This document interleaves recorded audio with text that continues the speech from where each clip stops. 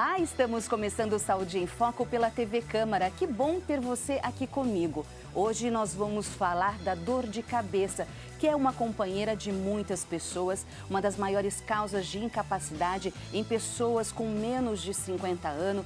É muito prevalente nos consultórios médicos, nas emergências, então é um assunto importante. Vamos falar dos tipos de dor de cabeça que causa muita confusão, vamos esclarecer. Vamos falar dos tratamentos e das novidades que estão chegando. 2 medicamentos que já foram estudados, foram liberados e podem chegar no mercado para ajudar as pessoas que têm dor de cabeça. E quem eu recebo hoje em nosso programa é o doutor Américo Poça d'Água, neurologista, muito experiente aqui em Rio Preto, super conhecido.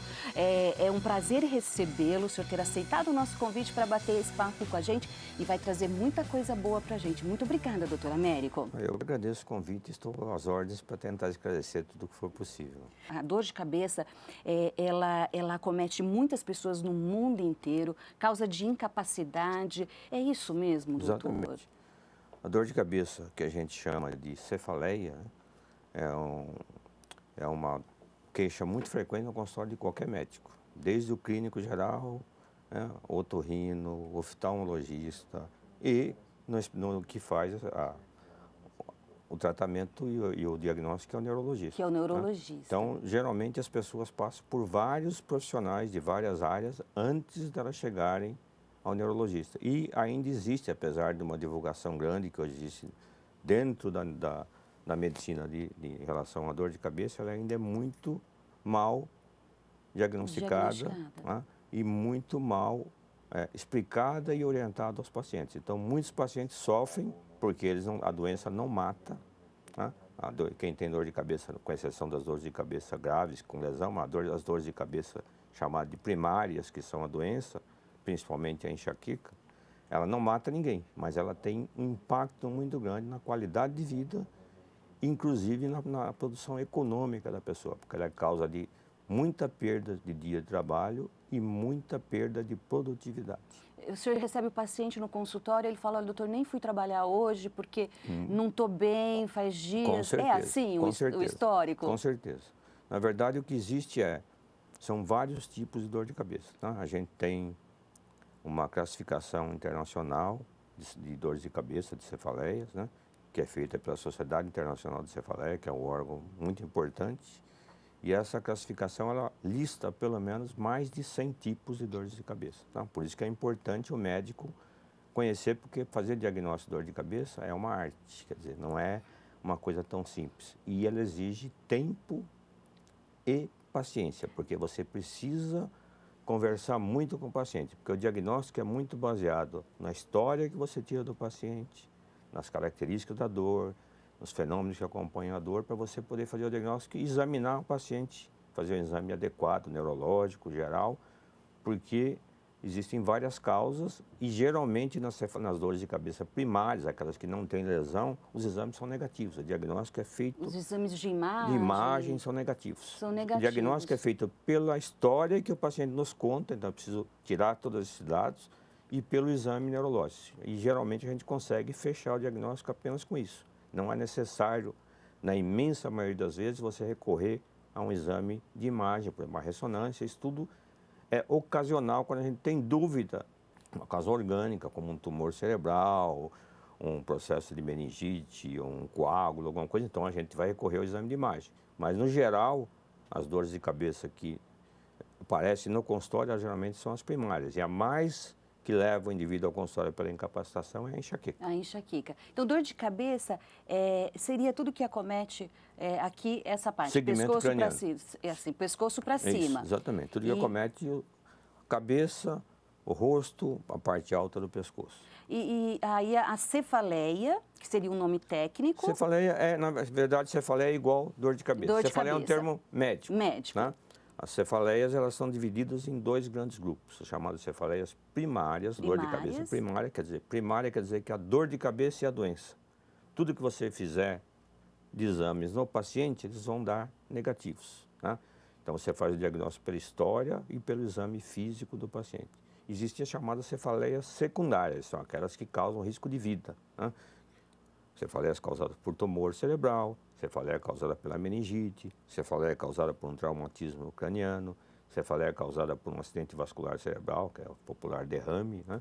Tudo isso pode dar dor de cabeça. Então, a gente tem dados no exame clínico, no exame diagnóstico, que nos levam para o lado de uma cefaleia primária ou secundária. Quando é secundário, a gente tem dúvida, a gente parte para exames complementares. Mas o diagnóstico, basicamente, é feito apenas examinando o paciente e conversando com o paciente. O exame clínico. Exame clínico e anamnese, que é a história da dor. Como é que é a dor, as características da dor. Porque as dores de cabeça primárias, elas existem em vários tipos, né? Mas a mais comum é a enxaqueca. A enxaqueca. Né? Enxaqueca, como é um termo antigo, que ficou meio... confunde-se com dor de cabeça, ela é um dos tipos, ela não é a única dor de cabeça, né? Mas ela é a mais incapacitante e que leva ao maior prejuízo econômico para a pessoa que tem esse tipo de dor. Por quê? Porque ela é uma dor que tem uma intensidade de moderada a severa, quer dizer, ela é acompanhada de náusea, vômito, né? Intolerância à luz, intolerância a ruído, intolerância a cheiro, né? E ela... Dura quanto tempo essa crise? Pela classificação, pelos critérios diagnósticos, ela dura de média de 4 a 72 horas. Né? Em média, em torno de 12 até 24 horas, mas pode durar até 3 dias e pode durar até 4 horas. Em geral, é uma dor que faz com que o indivíduo tenha que deixar a atividade, ela piora com esforço, simples fato de você andar, piora a dor. Se você subir uma escada, a dor vai aumentar. Se abaixar a cabeça, a dor vai aumentar. Então, o indivíduo tende a ir para um quarto escuro, repouso, porque a luz incomoda muito, e tem frequentemente que ser medicado, tomar analgésico. Frequentemente, o analgésico por via oral, se ele não for tomado precocemente, ele não funciona. Por quê? Porque quando o indivíduo começa a desenvolver náusea, o remédio não é mais absorvido. Então, essa pessoa vai ter que acabar indo a um pronto-socorro para tomar um medicamento injetável. A enxaqueca, o que acontece no cérebro? Como a enxaqueca, durante muito tempo, ela foi atribuída a fator psicológico, né, sendo encarada como se a causa sendo psicológica, foi encarada no passado e muito frequentemente, e até hoje existe ainda um mito popular que diz que a enxaqueca vem do fígado, então isso não existe, o fígado não dá dor nenhuma, não dá dor de cabeça, não dá nada, né? Mas na verdade ela é um problema de origem cerebral, é um distúrbio no sistema nervoso, no cérebro. O que acontece? Geralmente a enxaqueca é genética. Você tem uma herança, um gene que te predispõe, vem da família. Predispõe você a ter crises de enxaqueca. E esse cérebro do paciente que tem um gene, ele é um cérebro que tem uma hiperexcitabilidade das células cerebrais. Né? Então, essa hiperexcitabilidade que existe, ela faz com que o indivíduo, diante de estímulos que no indivíduo que não tem o gene, que não tem isso, não cause nada, por exemplo. Se você dormia mais, você está acostumado a acordar todo dia às 6 horas da manhã, no fim de semana você dorme até às 8, frequentemente o indivíduo pode ter uma crise de enxaqueca, porque o cérebro recebe esse estímulo, que é uma mudança de hábito, que o indivíduo que não tem nada, não causa nada, mas para que tem enxaqueca, isso pode defragrar uma crise. O indivíduo deixa de comer, porque está acostumado a comer meio-dia, vai comer às 2 horas por motivos de trabalho, ele pode ter uma crise de enxaqueca. Ele tem um problema emocional, um estresse, uma tensão, um trabalho pessoal. Geralmente, depois que passa esse auge da tensão, ele desenvolve uma crise de enxaqueca. Ele, por exemplo, come um determinado alimento que não faz uma digestão adequada, etc., ele pode ter uma dor de cabeça. Tá? Então, existem vários fatores desencadeantes. A gente, no histórico do paciente, vai sempre procurar saber se existe algum fator desencadeante que é real, quer dizer, ou seja, que sempre que acontece, causa enxaqueca. Porque, geralmente, quando você tem uma dor de cabeça, tipo enxaqueca, você sempre procura uma desculpa. Sim. Porque eu comi, foi porque eu comi alguma coisa, foi porque eu bebi alguma coisa. Isso pode ser verdade, mas em geral isso é uma coincidência, que o indivíduo está predisposto a ter uma crise e ele comeu alguma coisa e que defragou a crise, mas não foi aquilo. Então não existe uma dieta para tratamento de enxaqueca. Isso aí também é outro mito que existe. Né? Existem alguns alimentos específicos que em alguns indivíduos eles provocam a crise de enxaqueca, mas isso é uma coisa individual. Você tem que analisar se isso é uma coisa que ocorre repetidamente. Por exemplo, chocolate. Chocolate é uma das coisas que, às vezes, em alguns pacientes, não são todos, mas em alguns pacientes ele desencadeia, porque ele tem uma substância dentro do chocolate que é um estimulante cerebral, chama feniletanolamida, né? Essa substância, ela estimula o cérebro, ela provoca uma dilatação dos vasos, uma estimulação, ela provoca uma crise em alguns indivíduos que são predispostos a ter enxaqueca. Por exemplo, álcool pode desencadear uma crise de dor de enxaqueca, no indivíduo que tem a predisposição. Nem sempre causa, mas pode causar. E entre o álcool mais comum é o vinho tinto, porque o vinho tinto tem uma substância que chama tiramina, que é uma substância que também estimula a deflagração da crise de enxaqueca. E os queijos, principalmente o queijo branco, também, né? Também tem essa substância que pode provocar dor de cabeça. A gente tem café, às vezes em alguns indivíduos, excesso de uso de café, né? E até às vezes a abstinência do café, ou seja, aquele indivíduo que trabalha no lugar e que é acostumado a tomar uma garrafa de café, tá? Num serviço público, em algum lugar em que ele vai toda hora tomar um cafezinho, né? Várias vezes por dia. E ele, quando chega no fim de semana, às vezes ele não faz café na casa dele, não toma. E aí ele vem no seu consultório e conta que ele, doutor, não sei por que eu tenho crise de enxaqueca todo fim de semana. Todo fim de semana. Aí você começa a perguntar para ele, ele vai falar, não, você toma muito café? Eu tomo muito durante a semana, mas no fim de semana não tomo nada. Aí a abstinência da cafeína. Tá? Olha, abstinência. Assim como a gente tem crises de dor de cabeça, de enxaqueca que ocorre só no final de semana, por causa da mudança de hábito do sono. Aquele indivíduo que está acostumado a acordar todo dia cedo e acorda mais tarde no fim de semana. Ele dorme um pouquinho mais. E às vezes se você falar para ele, olha, o seu problema é porque você deixou de tomar o seu café, né? Tome menos café durante a semana, tome um cafezinho no fim de semana. Ele acredita? E ele acaba vendo isso e ele percebe que a dor de cabeça desapareceu, você não precisa tratá-lo. Não precisa se você olha e falar, olha, você não pode mudar os seus hábitos, tá? Se você dormir de menos, quem tem enxaqueca, ou você dormir demais, você tem uma grande chance de dor de cabeça. Se você tem o hábito de dormir todo dia até as 8 horas da manhã, e você acorda 4 horas da manhã para viajar num dia, é quase certo que você pode ter uma crise. E muitas vezes o indivíduo faz o contrário, ele acorda todo dia 6 horas para trabalhar, no fim de semana acorda às 10. Sim. E aí ele tem uma dor de cabeça. Então, quando isso acontece, você fala, olha, você vai tentar não mudar o seu hábito, você vai tentar acordar no fim de semana, mais ou menos no mesmo horário que você costuma acordar durante a semana. Aí com isso você resolve sem medicamento a enxaqueca dele. Então por isso que a história é muito importante. É muito importante. O exercício físico para enxaqueca piora? Durante a crise piora. Fora da crise é altamente recomendado, tá? Porque o exercício físico é uma das formas de você melhorar a sua qualidade de vida e de você aliviar o estresse, né? Que é frequentemente um fator ele não é a causa da enxaqueca, tá? Ninguém tem nesse mundo que a gente está de correria, estresse, ninguém ansiedade. tem enxaqueca por fator psicológico como causa, mas ele é frequentemente um fator desencadeante. E é importante que a gente detecte o fator desencadeante, porque muitas vezes, se houver um fator desencadeante possível de ser eliminado, você não precisa fazer tratamento medicamentoso nesse paciente. Você elimina o fator desencadeante. É óbvio que o estresse, hoje em dia, pelo tipo de vida que a gente leva, é quase impossível você evitá-lo. Mas você tem que saber como você vai se defender do estresse. Então, você tem que ter um tempo para você fazer um exercício físico quando você vai descarregar o estresse. Tem que ter um tempo para você ter um descanso, um lazer, né? Tem que ter um tempo para você passear, para você conversar com os amigos, que aí você vai conseguir tirar aquele estresse que você vive no dia a dia e você vai conseguir ter uma condição de melhorar o estresse. Porque o estresse desencadeia uma reação no seu organismo que precisa ser restaurada posteriormente. Como é que você restaura isso? Ou você... Reação química, né, reação doutor? Química, não é psicológica, é química mesmo, química. é desajuste. O indivíduo no estresse agudo, quer dizer, quando ele tem um estresse importante, por exemplo, o estresse é assaltado no meio da rua, é um fator de estresse grande. Né? Muita conta para pagar. Sim. O assalto, por exemplo, desencadeia uma reação muito semelhante ao estresse. Por quê?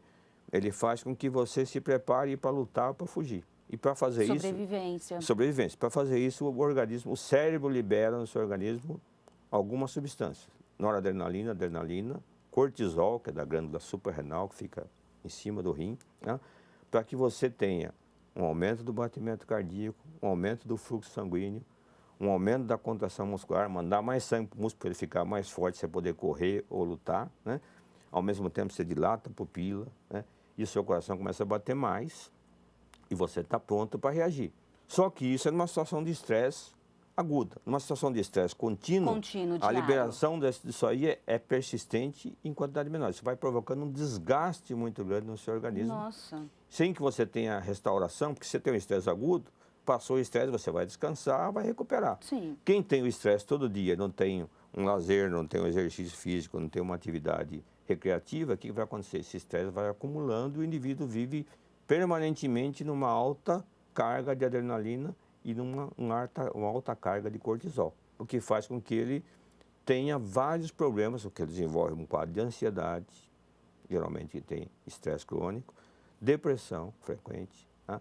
E o mais importante é que isso é um fator de risco para quem tem tendência à hipertensão, problema cardíaco, ele vai ter uma sobrecarga cardíaca, uma sobrecarga circulatória, que ele pode ter uma lesão cardíaca e até um acidente vascular cerebral por esse tipo de... Então, o estresse é uma causa de várias doenças, por isso que o indivíduo precisa aprender a lidar com isso. Sim. Doutor, o senhor falou do fígado, nós vamos ter participação de telespectador. Eu fui às ruas e a Angélica tem uma pergunta para o senhor. Pois vamos não. acompanhar. Doutor, poderia me informar se dor no fígado e dor de estômago causa dor de cabeça? Angélica, muito obrigada por sua participação no Saúde em Foco. Então, doutor, problema no fígado e estômago Não. pode causar dor de cabeça? Isso é um mito. Na verdade, o fígado não provoca nenhum problema em relação à dor de cabeça. A enxaqueca, na verdade, ela causa, junto com os sintomas da enxaqueca, existe uma náusea, uma paralisia, uma tendência a diminuir a movimentação do estômago, então o estômago absorve menos as coisas, uma dificuldade de digestão.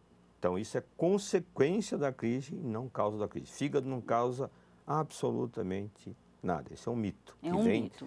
da medicina francesa do século XVIII, XVII, quando se atribuía as várias coisas à lesão. Se atribuía a bile, que é pelo fígado. Né? Então, isso não existe. Então, não existe. Esquece, Não tem na relação. verdade, a alteração que ocorre digestiva, náusea, vômito, faz parte da crise de enxaqueca. Sim. Tá. Doutor, e a dor de cabeça durante a gravidez, anticoncepcional que a mulher que tem dor de cabeça toma e melhora? Então, Como na verdade, nós temos o seguinte. nessa fase? A dor de cabeça, a enxaqueca em si, que é um tipo especial de dor de cabeça, ela ocorre, pra você ter uma ideia, comete 6% dos homens e 18% das mulheres, ou seja, uma frequência de 3 mulheres para um homem que é cometido de enxaqueca. Tá?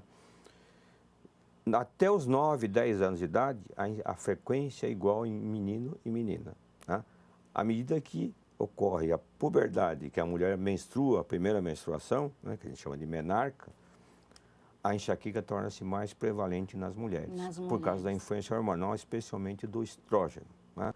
E, geralmente, as mulheres têm crises em vários períodos, dependendo da frequência, mas tem crises que a gente chama de enxaqueca menstrual. Ocorre 2 a 3 dias antes da menstruação, durante e após. Por que ocorre isso? Porque para a mulher menstruar, existe uma queda do nível do estrógeno antes da menstruação. Essa queda do nível do estrógeno é que deflagra os mecanismos cerebrais que levam à enxaqueca. Né? Então, o estrógeno é um vilão do tratamento da enxaqueca. Sendo que muitas vezes, hoje em dia, quando tem mulher, só tem enxaqueca menstrual. Então, a gente recomenda que a paciente deixe de menstruar. Ou ela coloque um DIU e não menstrue, ou ela use anticoncepcional contínuo para ela não menstruar, que a gente consegue tratar essa dor de cabeça só parando na menstruação. E outra característica que tem a ver com o estrógeno, com a variação do estrógeno, com a queda, é que durante a gravidez você tem seu organismo inundado de estrógeno. Né? Então, o estrógeno não cai, ele fica em nível alto. Então, a enxaqueca, na maioria das vezes, a mulher tem muita crise de enxaqueca. Quando ela engravida, a partir do 3º mês, as crises desaparecem. E costumam voltar depois que nasce o nenê, que a gente chama de puerpério. Um tempo depois, ela volta a ter crise, independente de ela estar tomando ou não anticoncepcional. O anticoncepcional, principalmente os antigos, que eram de altas doses de estrógeno, eles costumavam piorar ou fazer com que a pessoa passasse a ter enxaqueca. Os anticoncepcionais atuais, eles são de microdosagem. Esses têm menos influência, mas em algumas pacientes eles são importantes.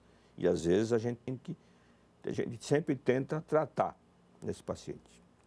Só que muitas vezes o tratamento não se torna efetivo em função do anticoncepcional. A gente às vezes é obrigado a orientar a paciente para suspender o anticoncepcional ou para ela usar um método anticoncepcional que não tenha estrógeno que vai na corrente sanguínea, que é o caso do DIU. O DIU ele tem um anticoncepcional que só age a nível local, a nível uterino, então ele não entra na corrente sanguínea. Então esse não tem influência na crise de enxaqueca. E a enxaqueca costuma melhorar numa grande proporção das mulheres quando elas entram na menopausa. Né? Pode acontecer de piorar? Pode, mas não é a maioria, uma boa parte das mulheres tem enxaqueca, às vezes, intratáveis durante a vida inteira. De repente, elas entram uma na coisa boa, pelo menos, da menopausa. e a pessoa melhora. Para de ter crise. Por causa do então, é comum, hormônio. depois que nasce, que a mulher tem um nenê, a enxaqueca piorar e voltar. Quando ela ficou boa durante a gravidez. E, às vezes, quando a paciente começa a usar o anticoncepcional, a enxaqueca piora. Isso é uma coisa que a gente tem que analisar, porque, muitas vezes, ele não é a causa. Se eu tratar adequadamente, às vezes eu consigo controlar a enxaqueca e ela continua tomando anticoncepcional, fica muito mais tranquilo para ela, né? Mas às vezes eu sou obrigado a orientar a paciente a não tomar anticoncepcional, né? Mesmo porque a enxaqueca, existem vários tipos de enxaqueca, né? Mas existe uma enxaqueca que a gente chama de enxaqueca com aura, né? Então, com aura, sem Isso é enxaqueca aura. comum. Enxaqueca comum é só a dor de cabeça, né? A dor de cabeça de um lado, varia de um lado do outro, às vezes pega a cabeça toda, latejante. A pessoa fala que parece que o coração está batendo dentro da cabeça, né? E essa só vem a dor de cabeça. Existe uma enxaqueca que o indivíduo tem sintomas neurológicos antes da dor, que assustam muito o indivíduo quando tem pela primeira vez. O mais comum é a perda de visão. O indivíduo começa a ter uma perda de um campo da visão, começa a escurecer, ele está enxergando, olhando para um caderno, ele perde metade da visão, ele fica apavorado, e aí começam a aparecer pontos brilhantes que lembram como se fosse um raio. Já imagino, estou tendo um AVC. E aí, exatamente, ou ele acha que vai perder a visão. E esse fenômeno dura de 5 minutos, em média, até 1 hora, né? Aí isso volta ao normal, em seguida ele tem a dor de cabeça, ele tem a crise de enxaqueca. Tá? Aí, passou o fenômeno da aura, começa a crise de enxaqueca. Às vezes ela vem concomitante, começa a aura, essa enxaqueca com aura, às vezes o indivíduo tem uma paralisia, pega um lado do corpo. Eu fico com dormência na língua, na boca, ele acha que está tendo um AVC. Paralisa no braço, ele vai correndo na emergência, isso dura um tempo e aí ele tem a dor de cabeça. Esse tipo de enxaqueca, ele é considerado um fator de risco para doenças trombóticas, para doenças vasculares, por exemplo, acidente vascular cerebral. Então, nesses casos... aí é um alerta. E particularmente nesses casos, a gente recomenda que o paciente não use anticoncepcional, porque o anticoncepcional é um fator que aumenta o risco de trombose. Então, esses pacientes com enxaqueca com aura, a gente orienta para que eles não usem anticoncepcional. Para os pacientes que têm enxaqueca sem aura, que é a enxaqueca comum, a mais frequente, esses não têm contraindicação inicial de usar anticoncepcional. Então, esse fator de confundir, estou tendo algo mais grave, quais seriam os quadros de que pode ser algo mais grave, uma dor de cabeça? O mais comum, quando existe a aura, primeiro, quando o paciente tem isso, a enxaqueca é uma doença crônica. O paciente, quando vem no seu consultório, em geral, ele já tem o problema há alguns anos, né? Mas todo problema crônico começou um dia com uma crise. Quando ele tem a primeira crise, se for com aura, ele vai correndo à emergência porque ele acha que está tendo um AVC ou que ele vai perder a visão. Tá?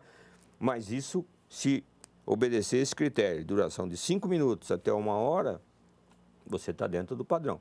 Independente disso, esses pacientes devem ser submetidos a um exame de imagem, né? Uma ressonância magnética, um exame para a gente ter certeza de excluindo uma causa secundária. Se ele durar menos de 5 minutos, você pode estar tendo o que a gente chama de uma isquemia cerebral transitória, que acontece nos pacientes que têm diabetes, pressão alta, mais velhos, até os mais novos, né? E aí você tem que obrigatoriamente investigá-lo de uma maneira adequada. Se durar mais de 1 hora, pode ser que seja o que a gente chama de enxaqueca complicada, quer dizer, aquela aura que aconteceu e que é reversível em 99% das vezes, ela às vezes acaba provocando uma lesão cerebral semelhante a uma isquemia e deixa uma lesão. Nesses casos, você também tem que fazer um exame de imagem.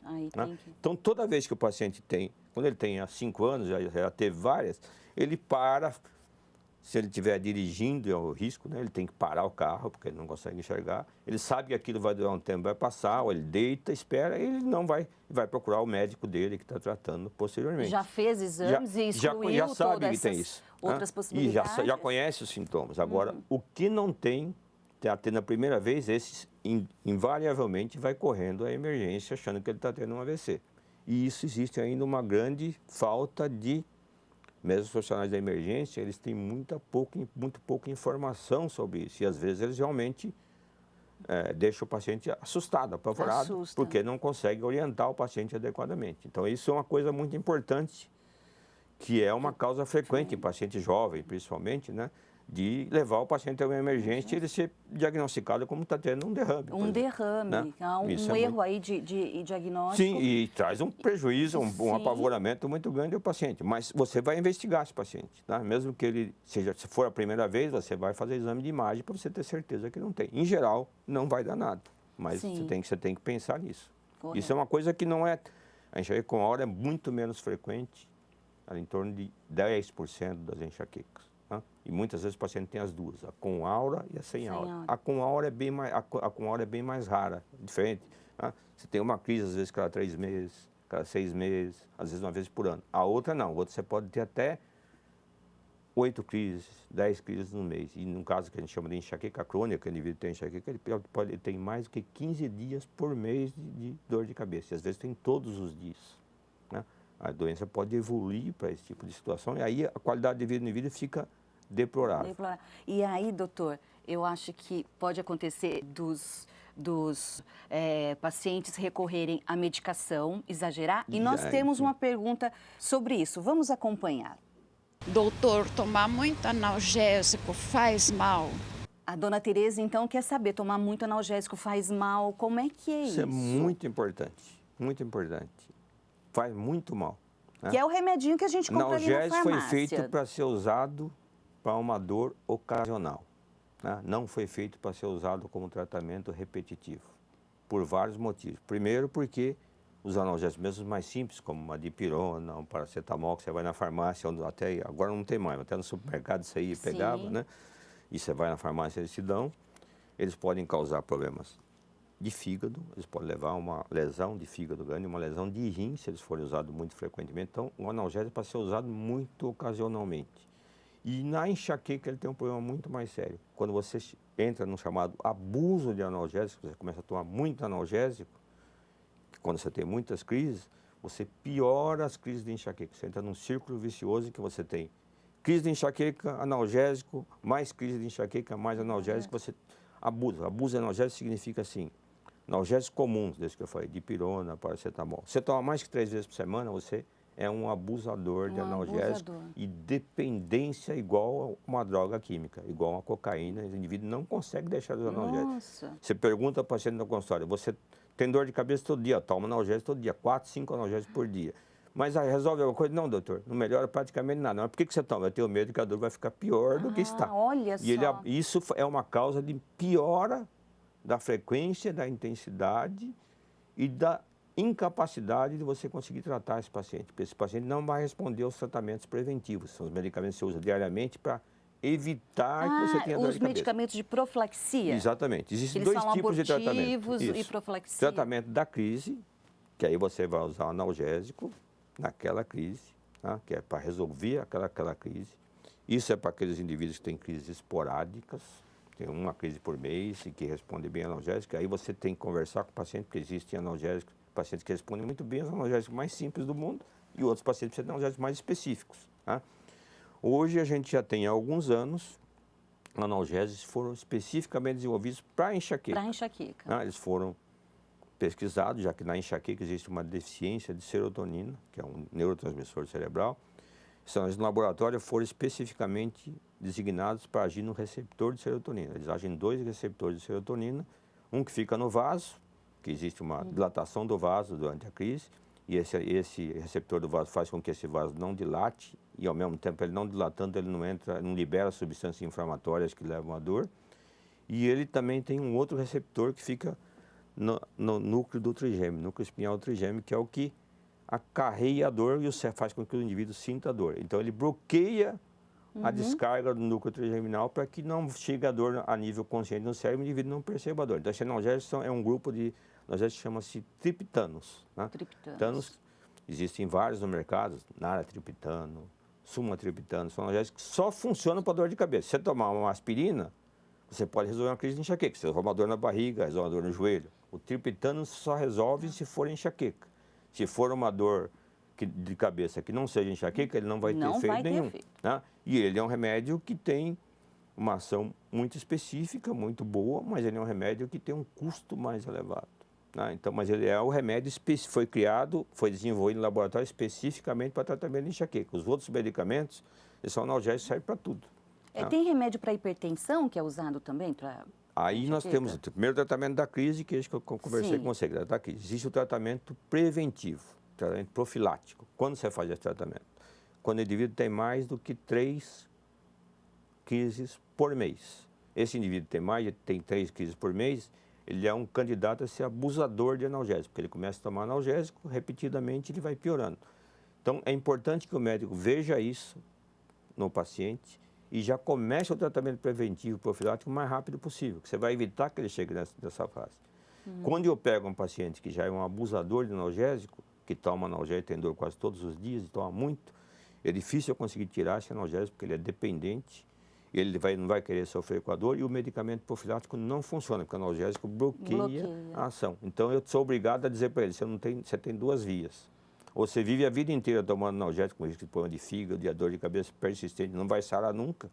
Você procurou 10 médicos, já fez uso de 20 medicamentos preventivos, ótimos. Ele diz, nada funciona comigo. Mentira, não funciona porque você usa analgésico. Sim. O caminho é, ou você fica tendo a dor tomando analgésico, ou você vai suspender todos os analgésicos, vai sofrer durante umas 2, 3 semanas. No início. Só com isso você vai melhorar 80% e eu já entro com a medicação preventiva que eu consigo controlar a sua dor.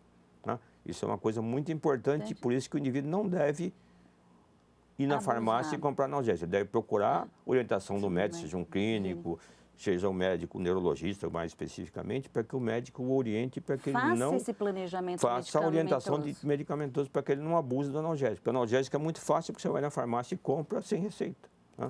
Então, você começa a tomar, abusando, tomando mais e a dor de cabeça vai piorando. Então, isso é muito importante, a pergunta é muito importante e de muita importância para a saúde pública. O próprio médico, às vezes, é culpado disso, porque o médico não orienta o paciente. Ele fala, você tem uma dor de cabeça. Eu queria fazer o exame, venha hoje com a tecnologia, não, eu quero fazer uma ressonância porque eu tenho uma dor de cabeça. E muitas vezes o clínico, o médico, o próprio neurologista pede a ressonância. A ressonância vem normal e fala, você não tem nada. Você tem que aprender a viver com a sua dor. Ele não diz para o paciente que ele não pode abusar do analgésico, que ele não começa... E o paciente começa a tomar analgésico porque ele tem a dor, ele precisa se defender. Ele quer e ficar ele não bem. É culpa dele, às vezes é culpa do próprio médico e às vezes é culpa do paciente. Então precisa ser muito bem orientado, porque isso é um problema de saúde pública, é importante. Doutor, agora nós temos uma participação também, e a gente está falando desse abuso de medicação, mas também tem os produtos naturais, e a gente tem uma telespectadora que tem dúvida, vamos ver. Tratamento com chá, quando me dá dor de cabeça, eu posso tomar? Melhora, calma? A Maria de Lourdes, doutor, tem essa dúvida de chá, produtos naturais. Ouvi dizer que tem chá, tem erva São João, camomila. Isso resolve, um paliativo ou não, nem precisa? Não, o chá em geral não resolve. Medicamentos naturais em geral não resolve. O chá que você falou tem São João. Erva São João, essa tem um remédio, tem na erva, existe um medicamento que foi até extraído dessa planta, que ele pode funcionar na crise de enxaqueca. Com chá, geralmente não, porque a quantidade é muito pequena da medicação. Né? Tem a substância, mas é muito pequena. Agora, chá você pode tomar como relaxante. Você toma um chá que você vai deitar. Muitas vezes o paciente, quando começa a crise, se ele não tiver que trabalhar, se ele for para o quarto escuro, se ele repousar, por exemplo, tomar um chá para ele se acalmar e conseguir dormir, muitas vezes só o fato dele dormir, ele acorda sem a dor de cabeça. Né? Só com sono. Criança é muito comum isso. A criança vai para o quarto com dor de cabeça, enxaqueca comete criança. Isso é muito importante.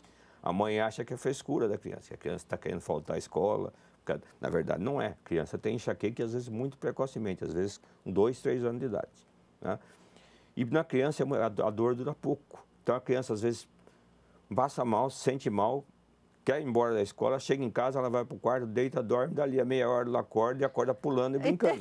E a mãe acha que aquilo foi uma coisa que a criança quis para fugir da escola. Na verdade, não é.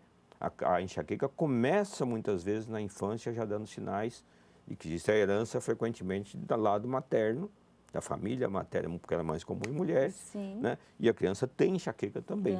Então é importante que você avalie, porque geralmente o pai vem e fala, doutor, eu queria saber se ela tem um tumor, se ela tem alguma coisa. Você fala, não tem nada. Provavelmente enxaqueca. Então é isso que eu queria saber, o resto eu resolvo. Não é. Você precisa tratar. Que começar dali. Você tem que tratar, mesmo em criança, você tem que tratar precocemente. E aí ela desaparece Se eu fizer um tratamento preventivo, profilático, ela pode melhorar. Às vezes é uma crise ocasional que aparece numa certa fase, quando a criança é submetida a um estresse maior e desaparece. Nos meninos, que eu falei, depois dos 9 anos, ela tende a melhorar. Nas mulheres, depois dos 9, 10 anos, tende a piorar por causa da menstruação. Sim, né? sim. Então, você é obrigado, às vezes, a tratar. Na criança, muitas vezes, o tratamento é muito simples, porque a criança, ela dura pouquinho, dura 1 hora, 2 horas, e com repouso, e às vezes no analgésico simples, a dor é espaçada, você resolve o problema. Resolve. E às vezes você não precisa de analgésico, você fala para a criança ir para o quarto deitar, ela acorda bem. Sim. Voltando um pouquinho nessas chás, métodos físicos, escaldapé, a batata na têmpora, massagem, isso aí... Não funciona. A única coisa que funciona assim, natural, que você pode dizer, é se você colocar compressa, um pano gelado ou um pano com gelo na região que está a dor. Isso ajuda. Isso ajuda? Você leva uma vasoconstrição, que diminui aquele batimento do vaso, que quem está com a artéria sensibilizada na enxaqueca, o batimento causa... A gente tem, se eu faço exercício, se você joga um tênis, faz exercício puxado, você frequentemente, se olhar na sua testa, você vai ver uma artériazinha que aparece aqui, que fica latejando. Todo mundo vê. Não dói, porque não existe o processo inflamatório que ocorre na crise de enxaqueca. No indivíduo que tem a crise de enxaqueca, o processo inflamatório, o batimento da artéria desencadeia a dor. Então, se você colocar gelo no local, você consegue diminuir você contrai o vaso pelo gelo e aí não tem o batimento e a dor diminui. Então, compressa de gelo, às vezes, pode ajudar a resolver. Método natural para tratamento de enxaqueca frequente, grave, geralmente não funciona. A única coisa que pode ser auxiliar, que seria uma terapia alternativa, que a gente chama, é a acupuntura. Acupuntura. A acupuntura não cura, não trata enxaqueca, mas ela pode ser um auxiliar ao tratamento medicamentoso da enxaqueca. Eu vi na internet um piercing. Não. Um piercing também, isso aí... É para ganhar... Não vamos acreditar nisso. Para iludir o povo e fazer quem coloca ganhar dinheiro. Fake news. Fake news da geralmente, da quem saúde. tem um problema de dor crônica, ele procura todas as possibilidades. Isso abre chance para que muita gente se aproveite para ganhar dinheiro. Se aproveite e então, acredite em tudo que está na internet. Os medicamentos que são, por exemplo, homeopáticos, né? Não resolvem enxaqueca de ninguém. Né? Os medicamentos que aparecem na internet, nesse lugar, que são chás naturais, não resolvem enxaqueca de ninguém. Né? Tudo isso é simplesmente uma falsa ilusão que se induz ao indivíduo que está sofrendo e ele é suscetível a isso. Então, você tem que tomar muito cuidado com isso. O único método que a gente recomenda, se o paciente estiver disposto a fazer, junto com o tratamento medicamentoso, ele pode fazer a acupuntura, que isso vai ajudá-lo. Mas o resto, nada é específico, né? Nada tem efeito. Se você tratar só com isso, você não vai resolver. Sim. Doutor, nós temos a participação de mais uma telespectadora. A dona Celina vai relatar o caso dela. Vamos acompanhar. Aproveitando esse programa sobre dor de cabeça, eu quero tirar uma dúvida que eu tenho já faz uns 3 anos. Desde que meu marido faleceu, comecei a ter uma dor de cabeça aqui, olha, ela é anunciada só do lado esquerdo. Ela começa em cima da minha sobrancelha, vem para a minha orelha, volta para o meu maxilar superior, chega na asa do meu nariz, volta aqui para o queixo e ela é alucinante. Do mesmo jeito que ela é alucinante, ela é rápida, ela passa muito rápido. Quando ela passa, a minha orelha fica sensível, fica adormecida. A minha dúvida é a seguinte: esta dor pode ser emocional ou pode ser de pólipos nasais? Dona Celina, muito obrigada por contribuir com Saúde em Foco, com o seu relato. A dona Celina, que é mãe do nosso diretor de comunicação, o Alexandre, e está participando, mostrando, olha, essa dor de cabeça dela, doutor, que ela diz que me chamou a atenção, alucinante, é rápida, ela é anunciada, a orelha adormece, é de um lado só. Dá para a gente chegar em que, de tantas dores de cabeça que existem, qual é? Na verdade, primeiro, responder a pergunta, se isso é psicológico, não. Ah, então, emocional. Não, emocional, psicológico, nunca. Né? Do pólipo no nariz, nunca. Não. Né? É importante aqui a gente tirar um outro mito que existe. Né? Quem tem enxaqueca muitas vezes fala que tem sinusite, acha que tem sinusite. Sinusite crônica não existe. Sinusite não dá dor de cabeça em ninguém, a não ser que seja na fase aguda, quando ele está com secreção, Febre, ele tem dor de cabeça. O resto, dor de cabeça que persiste, não é nunca causada por Faz sinusite. 3 anos que ela tem. Isso, nunca.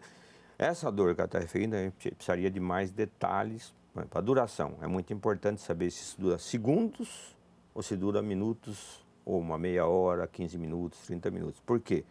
Se ela durar segundos e for localizada na região que ela está referindo, com exceção da orelha, o resto está na região do nervo trigêmeo. Então, se ela for uma dor tipo dor intensa, como se fosse uma agulhada, uma facada, que dura alguns segundos, possivelmente pode ser uma nevralgia de trigêmeo. Tá?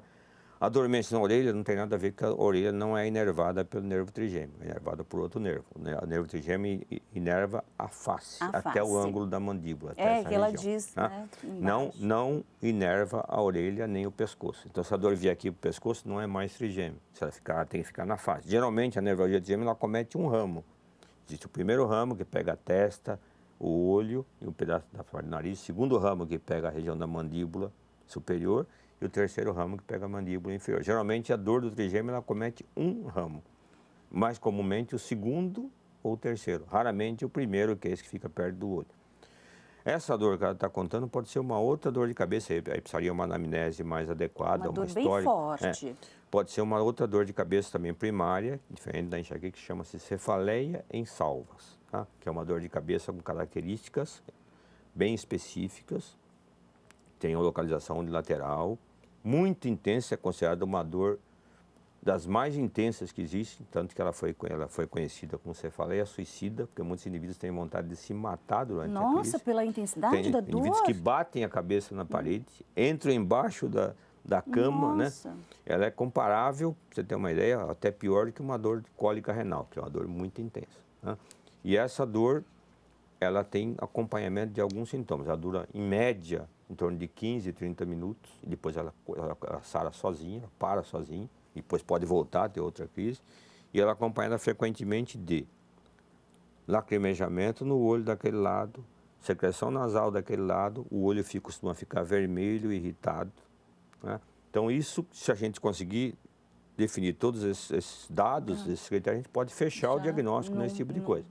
Então, no caso dela, para o diagnóstico, eu precisaria de mais elementos. Estamos fazendo mas diagnóstico. a gente pode dizer falando que de um tipo não é do pólipo nasal e não é psicológico. Com certeza, é um problema físico que precisa ser tratado. Sim. A cefaleia tensional, ela, para a gente fechar esses tipos, qual é a Cefaleia tensional existe, a cefaleia tensional episódica. Essa que 90% da população tem. Todo mundo tem alguma vez uma dor de cabeça tipo Mas é pelo estresse, ansiedade também? Não obrigatoriamente, não. Na maioria das vezes, não.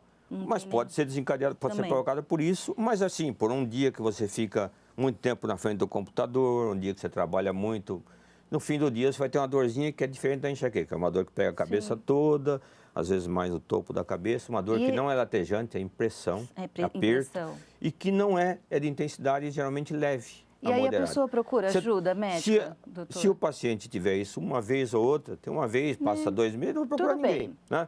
Se eu, às vezes, quando tem a dor, ele toma um analgésico, passa rapidinho, não procura ninguém. Agora, se essa dor começar a se repetir com frequência, né, ela pode evoluir para uma dor, mas ela chama cefaleia do tipo tensional crônica idiopática. Essa dor de cabeça ela é extremamente incapacitante, porque ela ocorre todos os dias, fica o dia todo com o paciente, não é forte, mas é incomodativa, mas tá ali provoca uma queda de rendimento no indivíduo muito grande, né?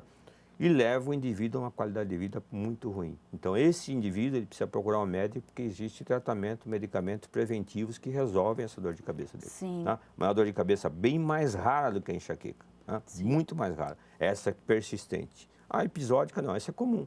Tá? Quase todo mundo tem. Para dizer que enxaqueca em mulher é 18%, a enxaqueca, dor de cabeça na vida, 90% das pessoas tiveram alguma vez uma dor de cabeça. Rara você vai encontrar uma pessoa, tanto que os pacientes falam, nossa, doutor, nunca tive uma dor de cabeça. Você é um privilegiado. É um privilegiado. Quase todo mundo tem. Então, você faz uma viagem cansativa, que você fica dirigindo muito tempo, quando chega no fim do dia, você chega às vezes no lugar, você está com uma dor de cabeça. Mas é uma dor de cabeça que, se você descansar, parar um pouquinho, melhor. Você tomar um analgésico comum, simples, uma dipironazinha, sara a dor de cabeça. Mas eu fui às ruas perguntar para as pessoas e identifiquei essa coisa de mulher. Para as mulheres que eu perguntava, você tem dor de cabeça? Todas tinham. Para os homens que eu questionava, não tem nenhum, né, participando, porque o homem, não tenho dor de cabeça.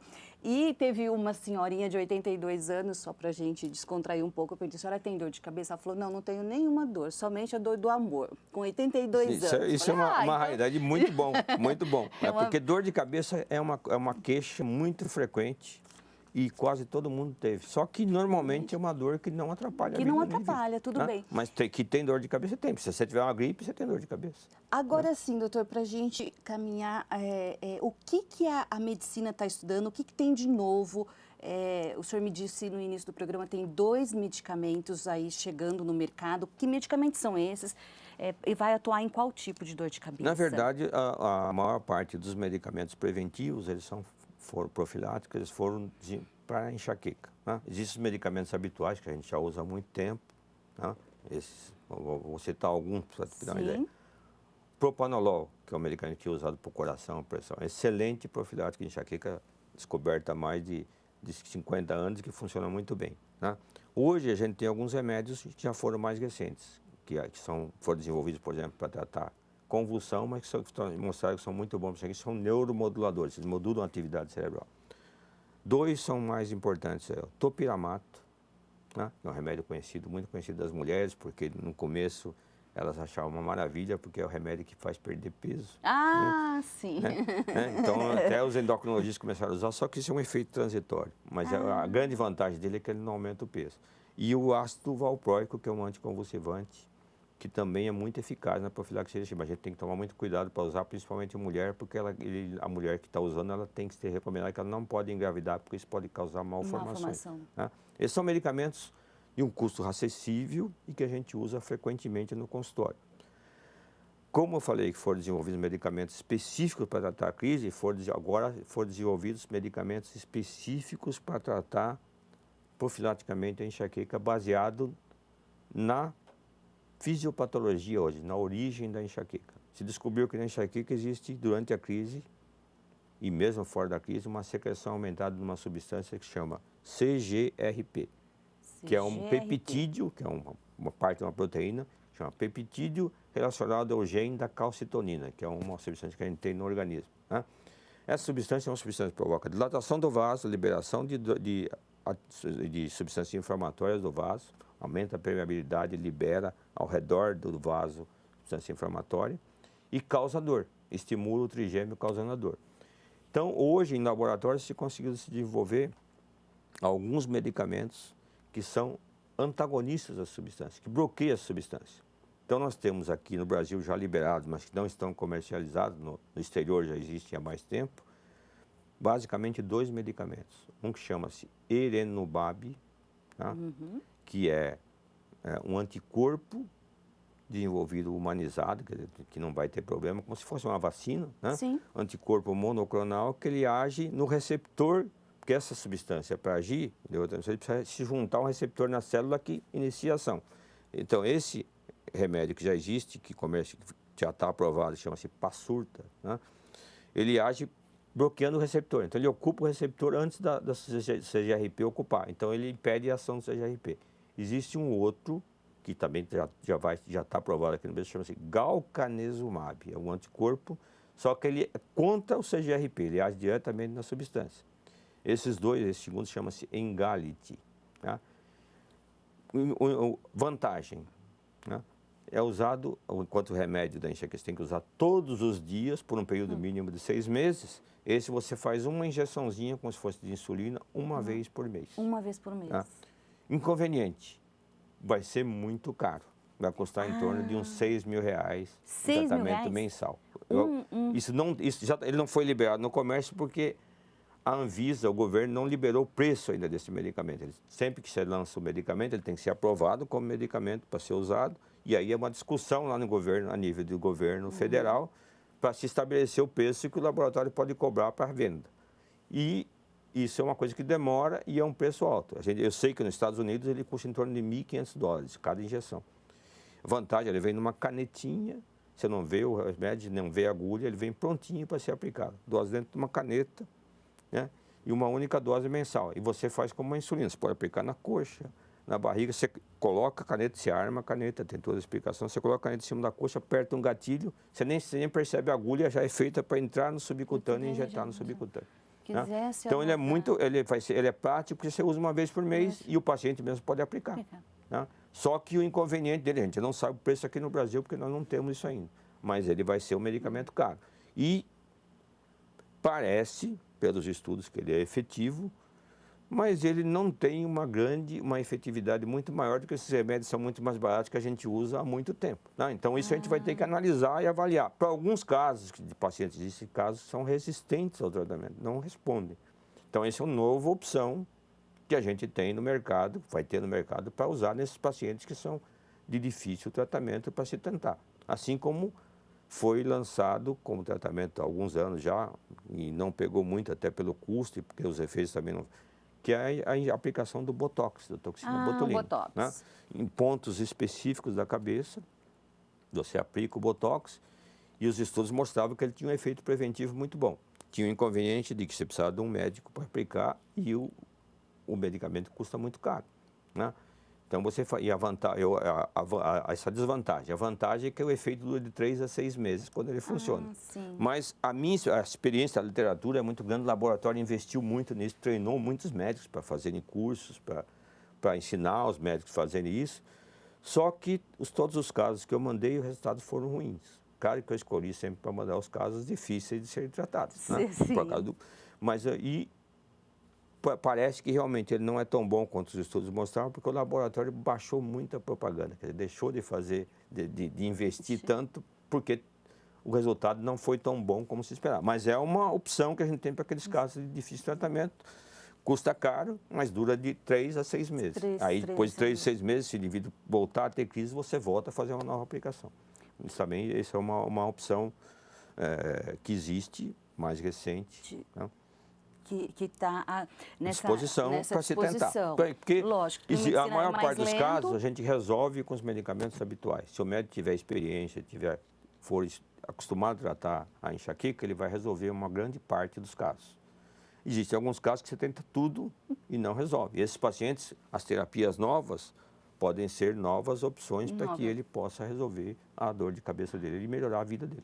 Uma esperança de melhora. Uma esperança de melhora, exatamente. Para a gente fechar, medicamento para enxaqueca engorda? Isso é mito? Não. Medicamento para enxaqueca, quase todos... O mito é o seguinte, medicamento não engorda. O que engorda é a comida. A comida. Né? Medicamento, o que os medicamentos de enxaqueca fazem na maioria das vezes? Por dois motivos.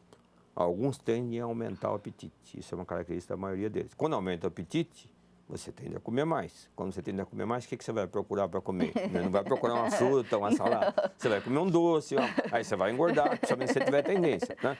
Segunda coisa, quando você trata um paciente com enxaqueca, e ele tem crises frequentes, ele tem náusea, tem vômito, ele deixa de comer porque aquilo não permite que ele coma. Quando ele melhora, ele sente um bem-estar, porque ele melhorou da crise, o estômago funciona bem, então ele tende a comer mais, então ele tende a engordar. Mas isso é um inconveniente no tratamento preventivo da enxaqueca, principalmente para as mulheres. Quase todos os medicamentos de enxaqueca têm uma propensão para fazer o paciente engordar. Já tive muito paciente que tinha muita crise de enxaqueca, comecei a tratar, ele ficou ótimo, só que ela veio, a mulher, o paciente veio e falou, doutor, eu quero parar com você mesmo. Eu falei, mas você ficou boa da enxaqueca? Ela falou, não, só que eu engordei 4 quilos nesses 3 meses, e eu quero parar. Né? A única coisa... Prefiro a dor de cabeça. Isso, a única coisa que não engorda e que é um excelente preventivo, por isso que a gente tem usado, principalmente para as mulheres que têm tendência a engordar, as obesas principalmente, é o topiramato. Esse não engorda, esse até faz perder uns quilos no início e depois ele não aumenta o peso. Esse seria o único dos medicamentos de enxaqueca que não tem esse problema. Existe essa opção. Existe essa opção. Essa opção. Existe a opção desses tratamentos novos que também não engordam. Mas aí outro, vai pesar... Não vai engordar, mas vai custar muita gordura para o bolso. É de alto custo. Você vai queimar a gordura financeira.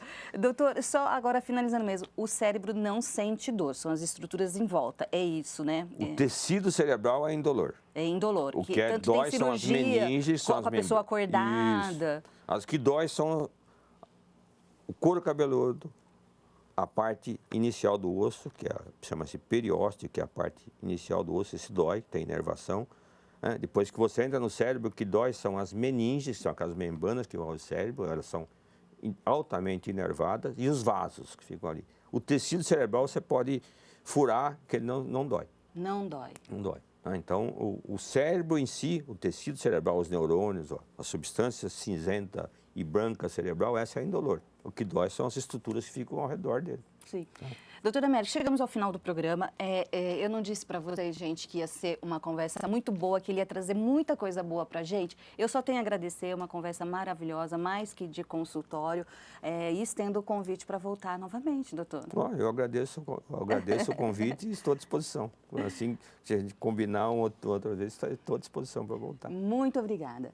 E obrigada a você que nos acompanhou aqui no Saúde em Foco. Hoje nós falamos sobre dor de cabeça, enxaqueca, novos tratamentos, muito importante, com o Dr. Américo Poça d'Água, neurologista. Espero que você tenha gostado. Se você quiser assistir novamente este programa ou quiser indicar para alguém, para a família, para o amigo, olha, nós estamos lá no YouTube. É só procurar a TV Câmara São José do Rio Preto, a playlist Saúde em Foco. Tem vários programas bem bacanas para você acompanhar.